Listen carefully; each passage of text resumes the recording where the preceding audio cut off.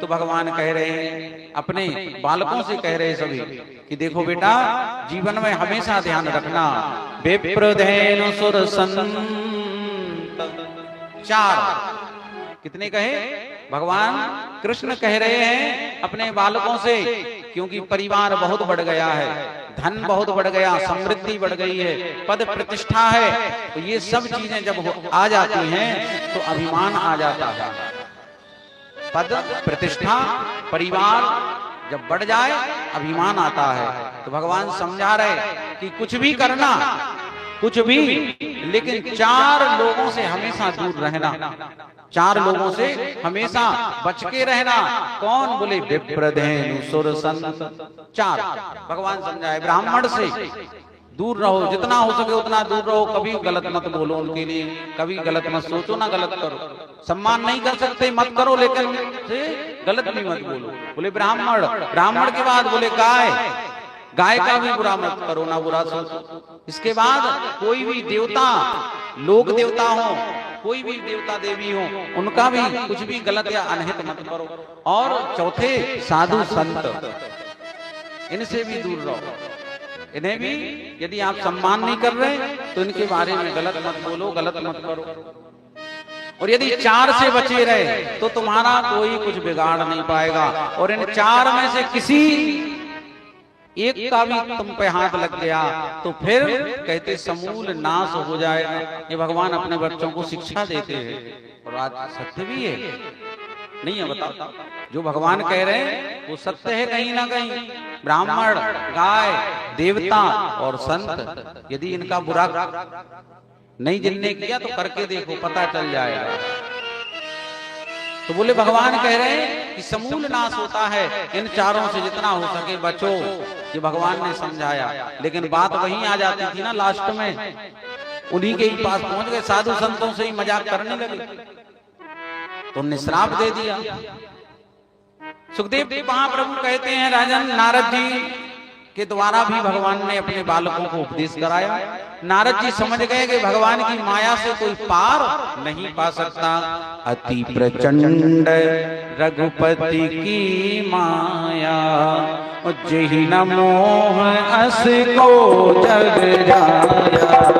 अति रघुपति की माया, जेहि न मोह अस को जग जाया।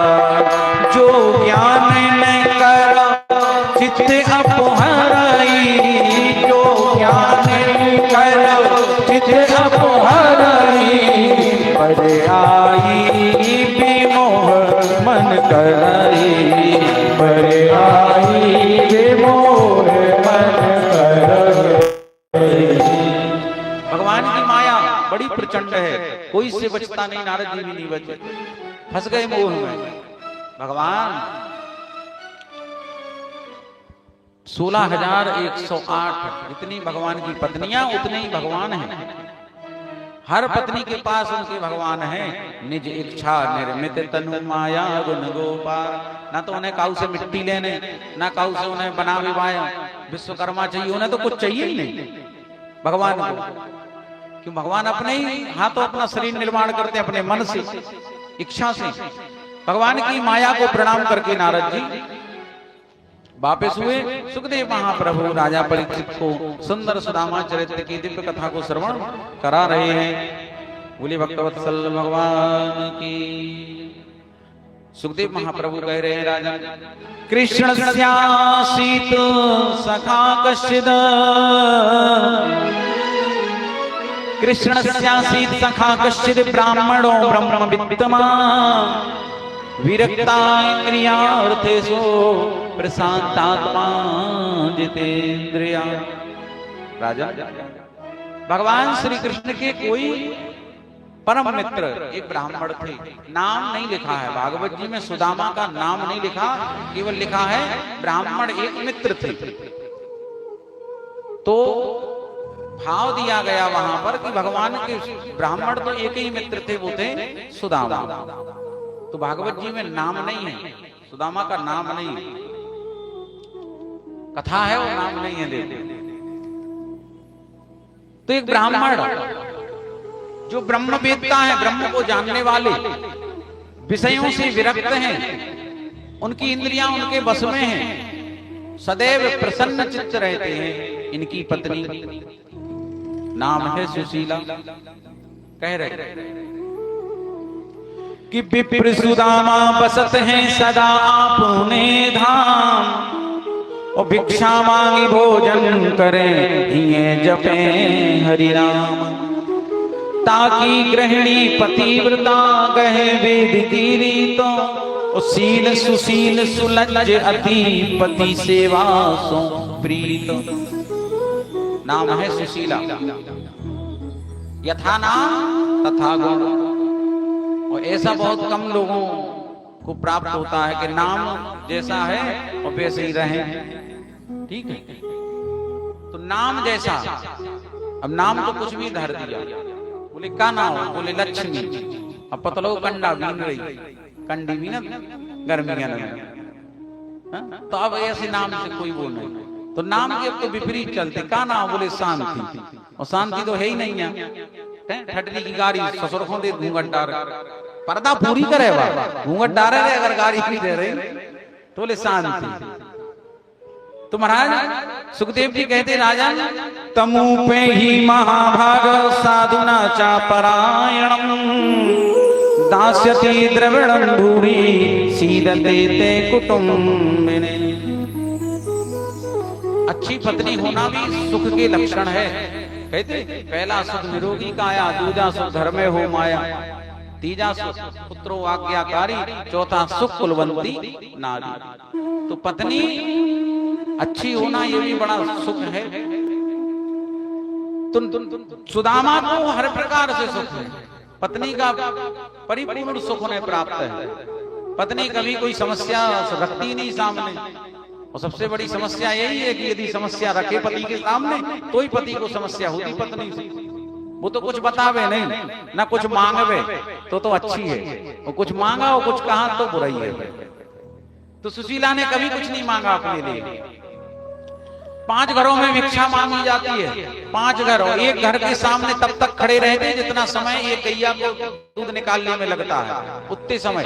यदि कोई दे गया तो ठीक है, नहीं तो अगला घर। और यदि 5 घरों में नहीं मिला तो वे 6वें घर जाते ही नहीं, पानी पी करके रह जाते हैं। ये नियम है, नियम बना के रखा भिक्षा। महाराज ऐसे न जाने कितने कितने दिन गुजर जाते सुदामा के कि पानी पी कर रहते, बच्चों को भी पानी पिला दिया जाता। सुदामा जी बाहर निकल जाते मंदिर आदि भजन करने, तो सुशीला झूठ बोलती बच्चों से, बेटा पिताजी आएंगे तब भोजन मिलेगा, अभी लो पानी पी लो। तो ऐसे दिन निकालती, शाम होने वाली, रात होने वाली, बोले पिताजी आने वाले हैं, बस 1 गिलास पानी और पी लो। 1 गिलास और पिलाया, थप्पियां देकर के बच्चों को सुला देती। इसे दरिद्रता कहा गया, पानी पी। आज तो भगवान की कृपा से कोई ऐसा नहीं कि भूखा मर रहा हो, अन्न सबको मिलता है इस धराधाम पे, तो भगवान की कृपा। महाराज ऐसे समय बीता, अब सुशीला धीरे धीरे अपने बच्चों का वो दुख न देख पाए, वो भूख न देख पाए। भूख न देख पाए तो सुखदेव जी कह रहे, राजा एक दिन सुशीला के यहाँ पर एक साधु महात्मा का आगमन होता है, और साधु महात्मा ने आवाज लगाई, माँ भिक्षाम देही, भिक्षाम देही, भिक्षाम देही। 3 बार आवाज लगाई तो सुशीला आई। सुशीला आई तो साधु ने कहा कि माता जी भिक्षा। तो सुशीला के नेत्रों में आंसू भर कर कहने लगी कि महात्मन, हम आपको भिक्षा नहीं दे सकते। क्यों नहीं दे सकते, क्या बात है? तो कहती है कि आप बुरा मत मानना, हमारे यहाँ अभी सूतक लगा है, शोर है, शोर है, इसलिए आपको अभी भिक्षा में अन्न आदि दे नहीं सकते। साधु कहते हैं कि माता झूठ क्यों बोलती हो? अरे यदि शोर होती, सूतक होता, तुम्हारे बच्चा होता, तो तुम भी उसी शोर वाले कमरे में पड़ी होती खटिया पर, तुम ऐसे दौड़ करके नहीं आती। अब सुशीला के नेत्रों से आंसू टपकने लगे। महात्मन क्षमा करना, मैंने आपसे असत्य भाषण किया, क्षमा करना, लेकिन क्या करें? ऐसा तो न जाने हम कितनों से कहते हैं, कितने महात्मा आते हैं जिनसे यही शब्द कहते हैं। हमारे यहाँ वास्तव में बिटिया ने जन्म लिया है, दरिद्रा नाम की एक कन्या उसने जन्म ले रखा है। महात्मा समझ गए इसके यहाँ कुछ नहीं। महात्मा कहने लगे, माता ये घर तो सुदामा का है ना? बोले हाँ हाँ उन्हीं का। बोले आप उनकी पत्नी? बोले हाँ। तो बोले सुदामा का घर है और ऐसी दरिद्रता? अरे जिस सुदामा का सखा मित्र द्वारकाधीश द्वारिका का राजा है और उसका मित्र इतना गरीब इतना दरिद्र। मैं तो कहता हूं मां, एक बार आप अपने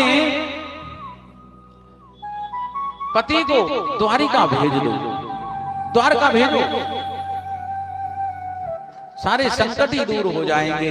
तब सुशीला कहती है कि महात्मा आज तक मेरे पति ने मुझे तो नहीं बताया। बोले पूछना उससे, जब आए तो पूछना कि बचपन का सखा बचपन का मित्र तुम्हारा कौन है। महाराज महात्मा तो चले गए। भगवान से कभी नहीं कहा सुदामा ने कि आज बच्चों ने पानी पिया है, पानी पी के सुलाया गया, कभी कुछ कहा ही नहीं भगवान। खूब भजन करते, दिन रात भजन करते हैं। सुदामा जी ऐसे नहीं है। सुखदेव जी उनकी क्वालिटी बता रहे हैं, क्वालिटी होना भी जरूरी है। क्वालिटी सुदामा की क्या क्वालिटी है वो? तो बोले विरक्त इंद्रियार्थेषु प्रशांतात्मा जितेंद्रिया। कैसे सुदामा? बोले विरक्त, घर में रहते हुए भी, गृहस्थ में रहते हुए विरक्त हैं। रहे तो घर में रहे लेकिन विरक्त, कोई मोह नहीं है। इंद्रियार्थ, अपनी इंद्रियों को उन्होंने बस में करके रखा है। इंद्रियों का बस में अर्थात जो आंखें देखना चाहती हैं वो आंखें देख नहीं पाती। जो स्वाद, जो जिह्वा चाहती है वो स्वाद जीव को मिलता नहीं, तो उसे इंद्रियों को बस में करना कहा गया। यानी इंद्रियों के अनुरूप काम करते हैं। लेकिन इंद्रियां बस में करके रखी सुदामा। और प्रशांत आत्मा है। प्रशांत आत्मा यानी संतुष्ट ब्राह्मण है। कुछ मिल गया तो ठीक, नहीं मिला तो ठीक, ऐसे।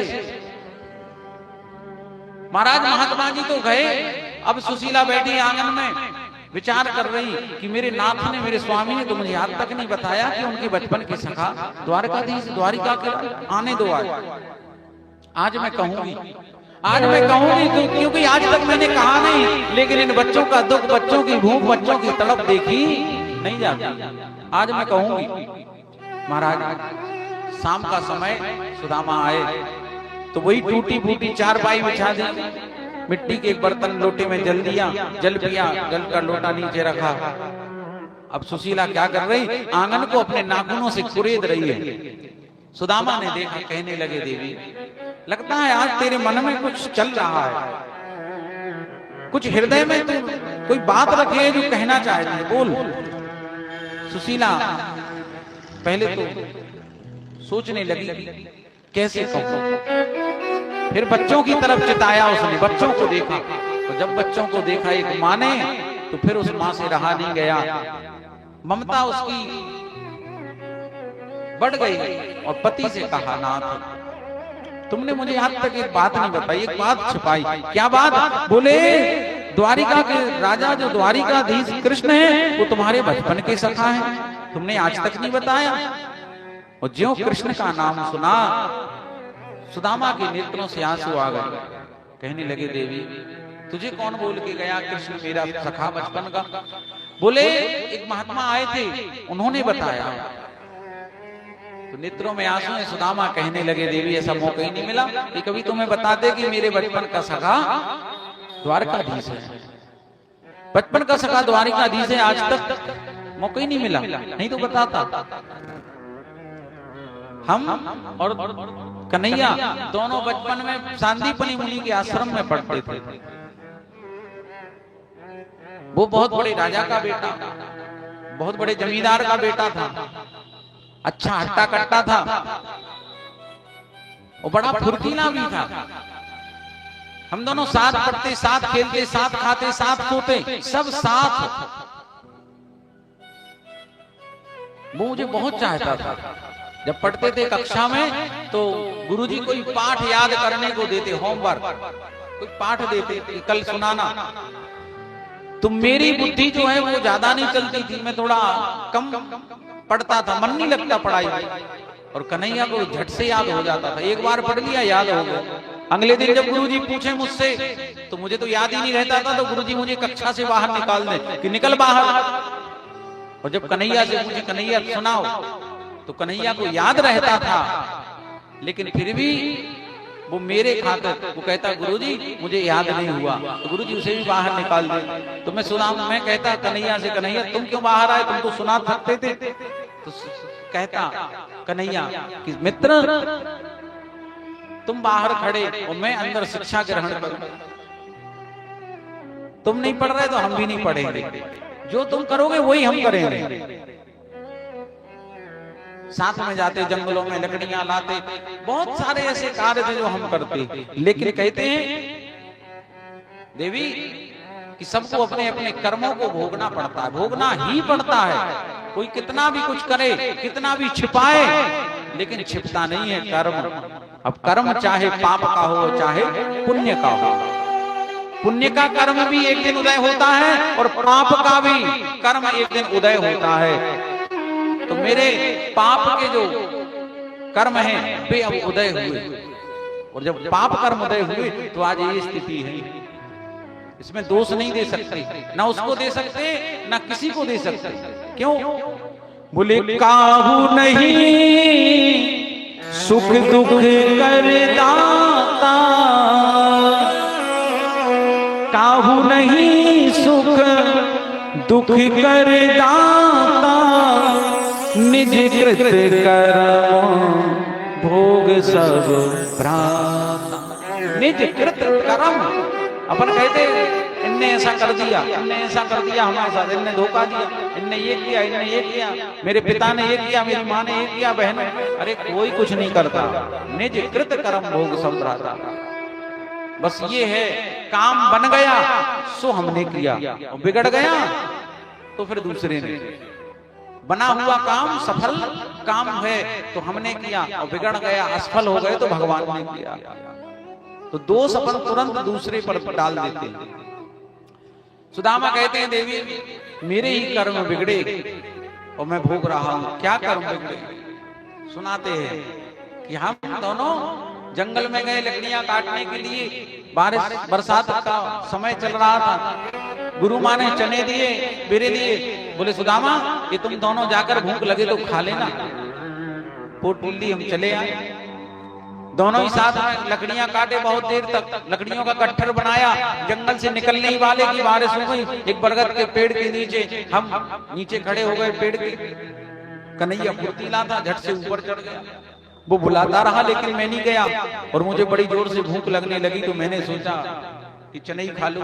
और चने जब खाए देखते अच्छे लगे, लगा कि अब कन्हैया को ना दूं। और गुरु माँ ने आज्ञा दी थी कि दोनों ही मिलके खा लेना। अब दोनों ही मिलके खा लेना तो गुरु आज्ञा का उल्लंघन भी है। तो गुरु के साथ भी छल हो गया और मित्र के साथ चोरी, यानी उसके साथ नहीं खाए, अकेले खाए। मैंने चने खाए, उसने पूछा क्यों भाई दांत क्यों खिटखिटा रहे, आवाज आ रही कुछ खाने की, कुछ है तो दे दो, बड़ी भूख लग रही। मैंने कह दिया मित्र आज तो कुछ भी माँ ने नहीं दिया गुरु माँ ने खाने को। बोले फिर ये दांतों की आवाज? बोले ठंड लग रही ना, पानी से पानी गिर रहा, ठंड लग रही तो दांत खिटखिटा रहे हैं। गुरु संग कपट मित्र संग चोरी, या होवे निर्धन या होवे कोढ़ी। गुरु के साथ कपट और मित्र के साथ चोरी, तो महाराज क्या हुआ? बोले या तो वो निर्धन होगा या फिर कोढ़ी होगा। तो आज मैं निर्धन हूं, दरिद्रता। तब सुशीला कहती है नाथ तुम एक बार द्वारिका क्यों नहीं चले जाते? एक बार द्वारका चले जाओ, सारे संकट समाप्त हो जाएंगे।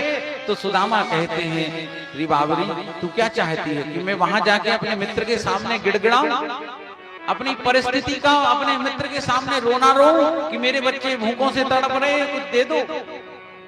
नहीं, मैं अपने मित्र से तो मांगने जाऊंगा नहीं।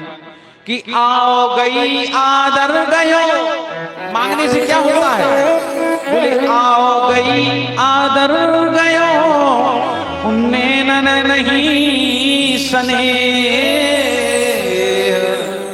ये तीनों तब ही गए और जब ही कहा कछु दे। गुरु वैद्य और ज्योतिषी देवो मित्र बढ़ रहा, और इन्हें भेंट बिन जो मिले होए ना पूर्ण काज।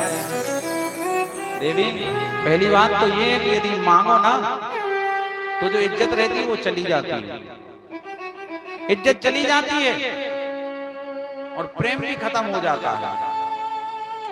कहीं भी आपने देखा होगा रिश्तेदारी में लेन देन करना चालू कर दो, रिश्तेदारी 2 4 साल 5 साल 10 साल में खत्म हो जाएगी, टोटल खत्म हो जाएगी। लेन देन एक बार चालू कर कितने ही खास होंगे तो बोले सब नष्ट हो जाता, सब कुछ चला जाता है।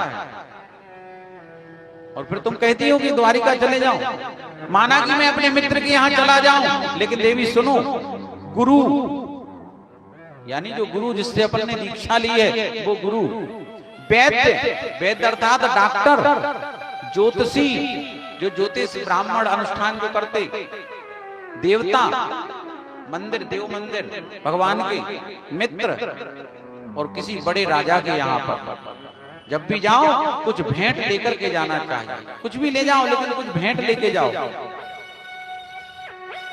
यदि बिना भेंट के गए तो ऐसी दे दी दवाई खुराक बना के, पैसा नहीं ले, पैसा नहीं ले यानी तुम्हारा काम नहीं होने। घर के डॉक्टर की दवाई काहे नहीं लगत?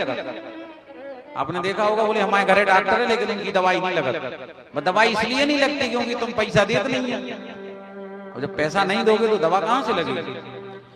कहते हैं देवी मैं चला तो जाऊं लेकिन मित्र के यहाँ खाली हाथ।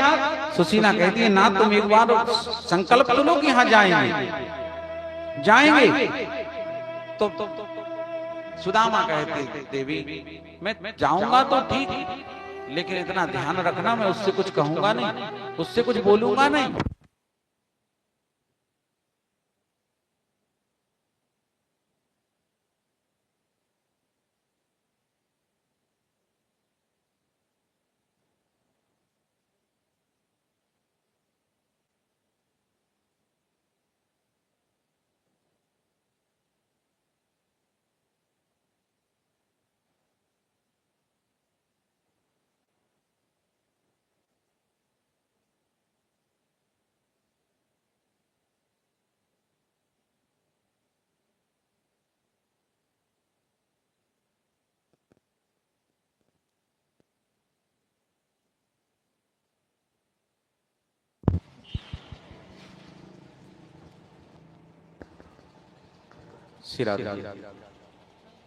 बोले वृंदावन बिहारी लाल की। सुदामा से सुशीला ने कहा ना, तुम संकल्प तो लो कि जाएंगे। तब सुदामा कहते हैं देवी मैं जाऊंगा तो लेकिन मांगूंगा नहीं, मैं कुछ बोलूंगा नहीं, ना घर की कोई परिस्थिति कहूंगा तो जाऊंगा। सुशीला कहती है मत कहना, लेकिन मेरा जो संदेश है केवल वो कह देना। बोले ठीक है, तुम्हारा तो बोल दूंगा लेकिन मैं अपना खुद से कुछ नहीं बोलूंगा। ठीक। सुशीला गई 5 घरों में, 5 प्रकार के चावल को मांग के लाई, 5 मुट्ठी चावल लाई। अब जो साड़ी पहने उस साड़ी में न जाने कितने छेद हैं, साबुत साड़ी नहीं है, फटी साड़ी, कई छेद, एक पल्लू फाड़ा, पल्लू फाड़ करके उसके 5 पल्ले बनाए, नहीं तो चावल फैल जाएंगे। तो पल्ले पर पल्ले बना के फिर चावल को रखो। जानती है कि मेरा पति स्वाभिमानी है, कुछ कहेगा नहीं। जैसे ही द्वारिकाधीश इस पोटली को देखेंगे, वो कपड़े को देखेंगे, 5 पल्ले, समझ जाएंगे इसके घर में कोई साबुत कपड़ा नहीं था, साजा कपड़ा नहीं था। और जब 5 प्रकार के चावल देखेंगे ना अलग अलग घरों के, समझ जाएंगे चावल भी इसके घर की मांग के लाया है। तो अपने पति के स्वाभिमान के लिए देखो सती जी ने प्राण त्याग दिए थे पति के स्वाभिमान के लिए, आत्मदाह कर लिया था। तो पति का स्वाभिमान सदैव पत्नी को जीवित रखना चाहिए। अपने पति की कभी किसी के सामने बुराई नहीं करनी चाहिए। मायके में तो खास तौर पे